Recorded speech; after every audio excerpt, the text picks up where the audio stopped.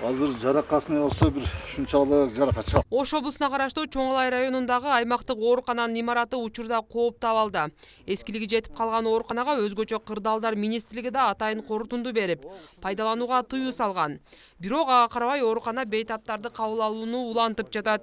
74-76 жылдары курулган имараттарыбыз бар. Ал учурда өзүңүздөр билесиздер, типтүү болгон эмес. Кээ бир имараттарыбыз ашар жору менен, улай менен, фундаменттери дагы жок, бар болсо дагы ал талапка жооп бербеген курулуш нормалары менен курулган. Ошол себептен бүгүнкү күндө мына жугуш доорулар бөлүмүдебиз. Ошол имаратыбыз өтө эски. МЧС тарабынан дагы ошол пайдаланууга жараксыз боло баштаптыр деген дагы алдын алуу корутундуларын предварительно беришкен.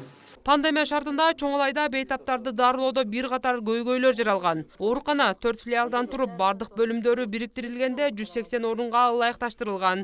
Карантин мезгилинде башка ооруларды караган бөлүмдөрү убактылуу ишин токтотуп, ковид жана пневмония менен кайрылган жарандарды кабыл алып турган. Сыноо иретинде болду быйылкы жыл. Ошо жугуш доорулар типтүү имараттары жок региондорубуз бир топ кыйынчылыкка учурады. Анын кесепетинен ошол элдебиз дагы дарылануудан бир топ кыйынчылыктарды ташты. Себеби дегенде башка соматикалык бөлүмдөрдү жабышка туура келди. Ушул COVID-19 пневмония ооруларын дарылоо үчүн. Эпидемиологиялык абал өлкөдөгү медициналык мекемелердин көйгөйлөрүн ачыктап койду. Мындан улам бул тармакты жакшыртуу учурдун талабы.